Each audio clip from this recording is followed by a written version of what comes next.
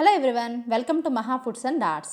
ఇవాళ మన special recipe, most tasty and healthy recipe, sweet బాదం పాల పూరి. ఇది పిల్లలకి పెద్దలకి చాలా హెల్దీ, అలానే బాగా నచ్చుతుంది కూడా. ఇది పర్ఫెక్ట్ ఫెస్టివల్ రెసిపీ అండి. మరి ఇది ఇవాళకి మీరు కూడా ట్రై చేసి మీ ఇంట్లో వాళ్ళకి సర్వ్ చేసి ఎంజాయ్ చేయండి. దీని ప్రాసెస్ ఏంటో ఇవాళ వీడియోలో చూసేద్దాం. ముందుగా దీనికోసం 1 కప్పు గోధుమ పిండిని తీసుకొని 1/2 టేబుల్ స్పూన్ సాల్ట్ని యాడ్ చేసుకొని అలానే 2 టేబుల్ స్పూన్ల నెయ్యిని కూడా వేసుకొని చక్కగా ఒకసారి అంతా కలుపుకుందాం.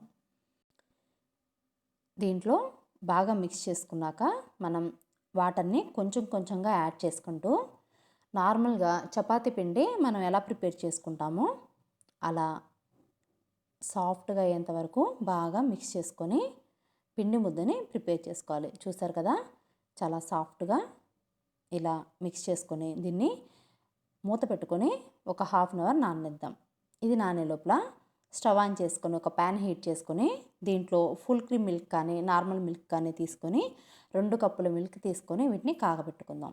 ఇవి కాగే లోపల మనం ఒక మిక్సర్ జార్లో 10 బాదం పప్పులు, అలానే 10 నుంచి 12 జీడిపప్పు పలుకులు, 1 టేబుల్ స్పూన్ గసగసాలు, 4 యాలకులు, అలానే 1 టేబుల్ స్పూన్ బియ్యపిండి, ఇది పొడి బియ్యపిండి అండి, అది కూడా వేసుకొని అంతా మెత్తటి పౌడర్ లాగా గ్రైండ్ చేసుకోవాలి. ఇలా ఫైన్ పౌడర్ లాగా ప్రిపేర్ చేసుకొని పక్కన పెట్టుకుందాం. ఇప్పుడు మనం ముందుగా బాయిల్ చేసుకుంటున్నాం కదా పాలు, ఆ పాలలోకి ఈ పౌడర్ని యాడ్ చేసుకోవాలి.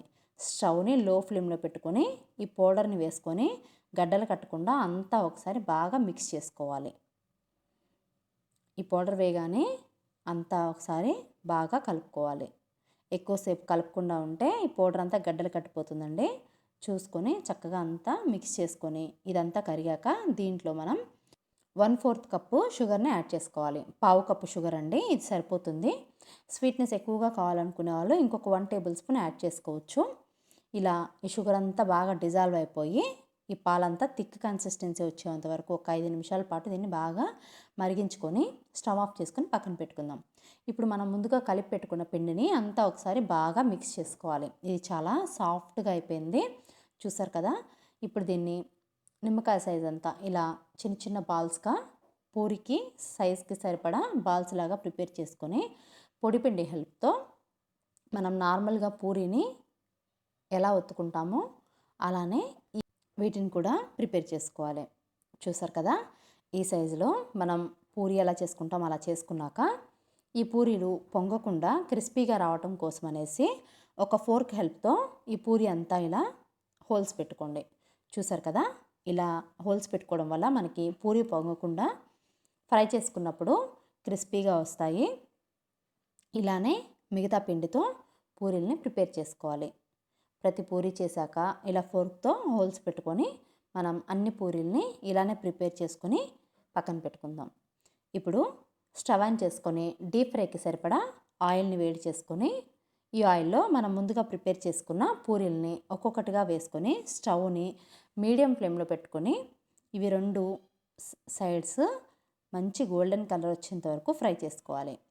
ఇలా ఈ కలర్ వచ్చేంత వరకు ఫ్రై చేసుకోవడం వల్ల పూరీలు మనకి మంచి క్రిస్పీగా వస్తాయి. చూసారు కదా, ఇలానే మిగతా పూరీలన్నింటినీ ఫ్రై చేసుకొని పక్కన పెట్టుకుందాం.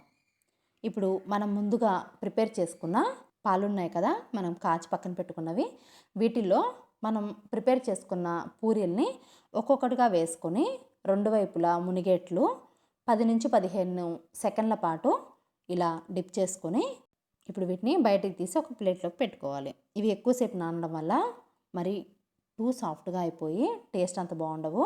సో 10 నుంచి 15 నిమిషాలు నానబెట్టి ఇలా ప్లేట్లో పెట్టుకున్నాక ఒక 5 మినిట్స్ లోపలే కొంచెం సాఫ్ట్ అవుతాయి. చాలా టేస్టీగా ఉంటాయండి. పిల్లలకి పెద్దలకి చాలా నచ్చుతుంది, అలానే చాలా హెల్దీ కూడా.